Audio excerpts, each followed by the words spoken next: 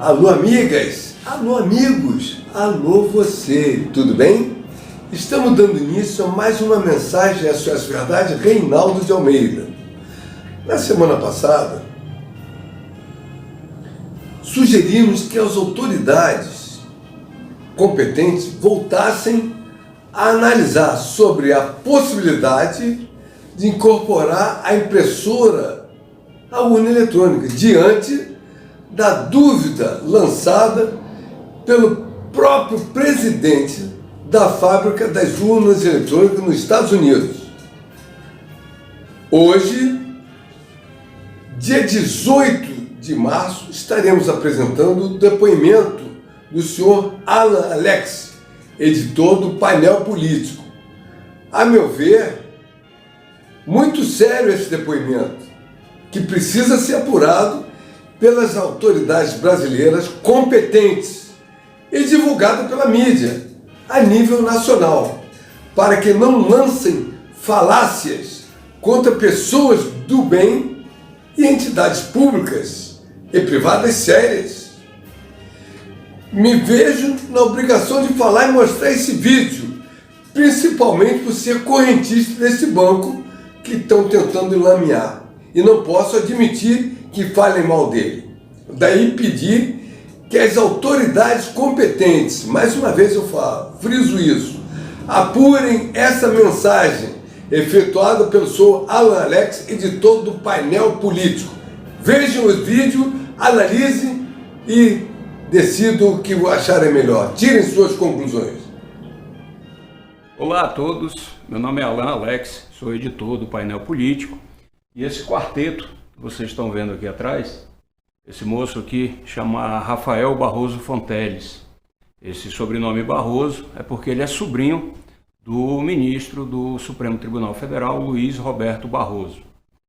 Essa dupla aqui, eles são os proprietários do Banco Itaú. E esse senhor é o presidente do Supremo Tribunal Federal, ministro Luiz Fux. Esse quarteto, ele é responsável pela quebra da segurança jurídica brasileira, é responsável por corromper o sistema judicial brasileiro através de uma manobra para aplicar um calote bilionário em um acionista do Banco Itaú. Esse assunto a gente vem batendo nele já tem um pouco mais de um ano aqui em Painel Político. Quem acompanha essa saga está por dentro do que a gente vem demonstrando. Para que você entenda de uma forma bem didática esse assunto, a gente começa explicando sobre o caso. Esse é um processo que tramita na Justiça do Pará já há 19 anos. Diz respeito a um lote de ações comprado por uma empresa. Essa empresa adquiriu um lote em 1973, um lote de ações do Banco Itaú. Na época ainda não havia tido essa fusão com o Unibanco. E em 2002, os proprietários dessa empresa resolveram receber os seus dividendos referentes ao investimento que foi feito lá décadas atrás. E procuraram o Banco Itaú para receber esses valores. No primeiro momento, eles foram informados aí que já havia sido pago esse lote de ações. Como não havia comprovação por parte do banco, e é importante frisar também o seguinte, esse lote de ações não consta na contabilidade do Banco Itaú, mas ele foi emitido pelo banco, essas ações foram periciadas 3 vezes e foram confirmados os valores que foram bloqueados, ou pelo menos tentado bloquear, pela Justiça do Pará em setembro de 2020. Como não houve a comprovação do pagamento, o banco, então, no segundo momento, disse que, não, de fato, a gente se enganou, não foi pago, essas ações não foram pagas. Mas elas não valem lá isso que vocês estão achando que ela vale. Lógico que se você compra um lote de ações, seja lá de qual empresa for, você quer receber porque trata-se de um investimento. O proprietário da ação, então, essa empresa, ela ingressou na justiça para ter o direito de reconhecimento de suas ações e também o reconhecimento do valor dessas ações.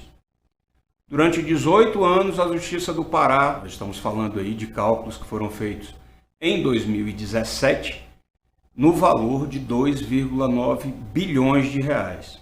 Esse é o valor que as ações valiam lá em 2017, é 2,09 bilhões de reais. Essa ordem de bloqueio foi emitida no dia 18 de setembro de 2020. No dia 25 de setembro de 2020, portanto aí poucos dias depois, a juíza recebeu um telefonema da presidência do Conselho Nacional de Justiça, comunicando que ela estava impedida de atuar nesse processo e que sua ordem de bloqueio estava cassada sob determinação do ministro Luiz Fux, que, agindo na condição de corregedor interino e presidente do Conselho Nacional de Justiça, cargo que ele havia assumido ali poucos dias atrás, ele estava cassando, portanto, a decisão da juíza. E isso é ilegal. É ilegal porque o ministro Luiz Fux entende diferente. No dia 6 de outubro de 2020, ele levou ao conhecimento dos demais conselheiros, numa sessão, na sessão número 319, que aconteceu no dia 6 de outubro de 2020. E o ministro inventou uma tese que ele acha que é válida. A tese do Fux é absurda, e ela é absurda por um pequeno detalhe. A lei ela é feita para valer para todos. Pedido, ou ele teria sido arquivado conforme determina a legislação brasileira. Fux acha que não, que ele pode ter uma tese aberta, e ele deixou isso muito claro durante esse julgamento, onde ele fala que, por se tratar de um valor vultoso, uma quantia assombrosa, não poderia uma juíza ter determinado esse bloqueio judicial, sob o argumento de que ela estaria tomando uma decisão assodada e teratológica. Agora preste bem atenção. Passaram-se 18 anos, foram feitas 3 perícias nesse processo. O Banco Itaú, nesta mesma ação, ele foi condenado por litigância de má-fé. A Corregedoria do Tribunal de Justiça do Pará entendeu que este moço aqui anda recorrendo demais. Isso se chama tumulto processual. Em outras palavras, chicana. E é o que ele vem promovendo desde então, neste processo, com a ajuda deste rapaz aqui, o ministro Luiz Fux. No momento que a gente atravessa no Brasil hoje, de turbulência política, esse ano mesmo nós tivemos aí uma série de manifestações durante o 7 de setembro, o famigerado 7 de setembro desse ano, quando várias pessoas em grupos foram às ruas pedir o fechamento do Supremo Tribunal Federal. É lógico que as ideias deles eram distorcidas, eram acusações ali totalmente sem fundamentação, e em momento algum a gente defende o fechamento da Corte, muito pelo contrário. Ela é necessária para o equilíbrio constitucional, e foi graças a Fux também, justiça seja feita, que não foi levado adiante um famigerado golpe, um alto golpe, que vinha tentando ser promovido aí por alguns setores. Portanto, mérito dele ter impedido o golpe. Mas também é responsabilidade de Fux o atual momento que nós vivemos em decorrência desse processo. A partir do momento que uma instituição como o Conselho Nacional de Justiça é corrompida, porque a palavra é exatamente essa, você não pode atribuir uma responsabilidade a um órgão que não tem, porque a Constituição proíbe que tenha. Ele também ignorou o novo Código de Processo Civil, que por uma daquelas estranhas coincidências da vida, foi elaborado por ele, sob a sua supervisão, quando ele era ministro do Superior Tribunal de Justiça. Eu convido você a fazer uma busca dentro do painel político. Logo no topo do site ali tem um banner onde você vai encontrar todos os detalhes e documentações a respeito deste assunto. Para sintetizar a atual condição em que esse processo se encontra hoje, ele está parado no CNJ, o CNJ também está parado por falta de conselheiros em decorrência de um conflito entre o Senado Federal e a indicação de André Mendonça para o Supremo Tribunal Federal. Note-se que é preciso que sejam feitas sabatinas para os novos conselheiros, e os que vão ser reconduzidos, eles precisam também do aval do Senado Federal. E por conta dessa celeuma que nós estamos vivendo aí já há 5 meses, o CNJ está sem a sua composição, portanto não pode estar realizando sessões. Então o processo está parado. A reclamação disciplinar apresentada por este moço contra uma juíza que seguiu estritamente o que determina a lei, e isso também foi confirmado pela própria Corregedoria do Tribunal de Justiça do Pará, após quase um ano investigando esse assunto, levantando todos os logins, acompanhando tudo que foi dito pela acusação, concluiu que a juíza agiu dentro da lei. E este moço, sobrinho do ministro Luiz Roberto Barroso, herdeiro do escritório de Luiz Roberto Barroso, quando ele era advogado e não ministro, está provocando um tumulto processual. Fez uma série de acusações falsas contra a juíza, e essas acusações falsas nós detalhamos nessa série de matérias que nós fizemos.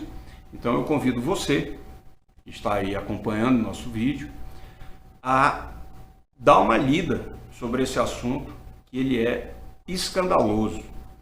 Esse caso específico poderia, caso nós tivéssemos a previsão de punição a ministro do Supremo Tribunal Federal, enquadrar Luiz Fux no crime de advocacia administrativa. Por quê? Porque ele manobrou de forma ilegal, indo contra toda a jurisprudência, indo contra a própria Constituição, para atender os interesses de um banco cujos proprietários nadam em dinheiro e não têm responsabilidade social nenhuma. O Banco Itaú, a gente detalha isso também na nossa série de matérias, é sem dúvida nenhuma um dos maiores caloteiros do Brasil. O banco simplesmente não paga ninguém. Ele deve à União, ele deve a estados, ele deve a municípios, a pessoas físicas e a pessoas jurídicas.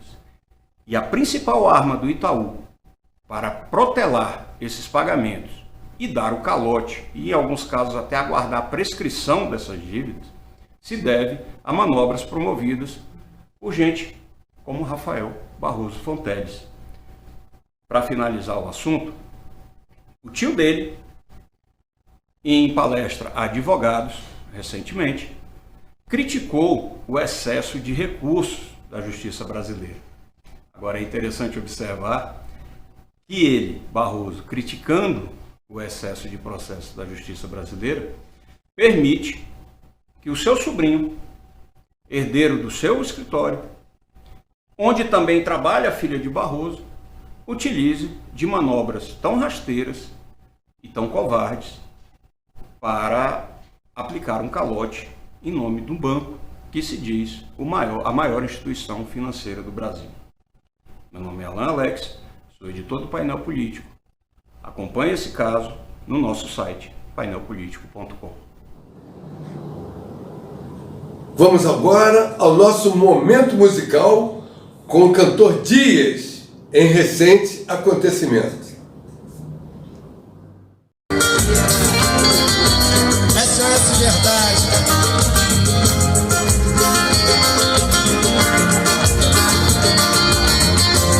Meu amigo Reinaldo de Almeida.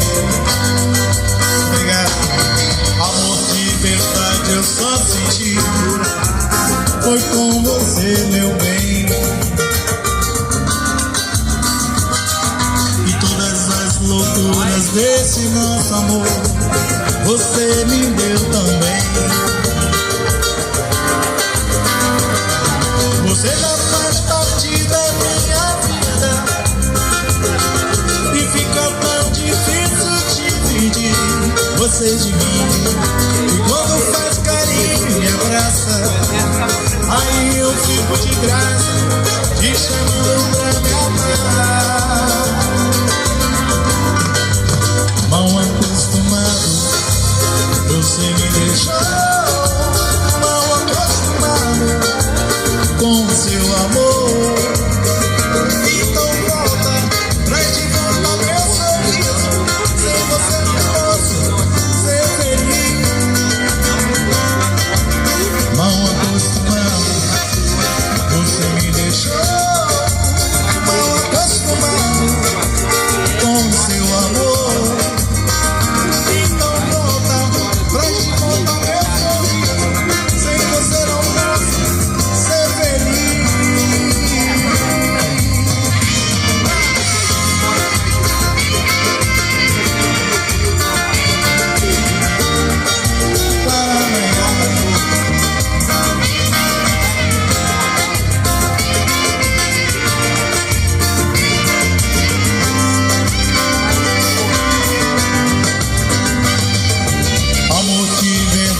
Só senti, foi com você, meu bem, comigo. E todas as loucuras desse nosso amor, você me deu também. Você já faz parte da minha vida e fica tão difícil dividir você de mim. E quando faz me abraça, aí eu fico de graça, te chamando pra me amar. Mal acostumado, você me deixou. Mal acostumado com... Lembrando que continuam abertas as inscrições para meninos na faixa etária de 8 a 16 anos, todos os sábados, a partir das 14 horas, na Rua Mamed Souza, número 100, Arsenal São Gonçalo, sob a coordenação do professor Júlio Alves. Quero ainda convidar você que está nos assistindo para vir participar do nosso programa, dando sugestões de um tema que você gostaria que eu falasse. Basta se comunicar com a nossa produção de segunda a sexta-feira, das 13 horas às 18 pelo telefone, código 21-2719-1801. O tema de hoje foi sugerido pelo amigo Aloir Orsi, da cidade de Niterói. Legal? Até semana que vem e um beijo no seu coração. Tchau!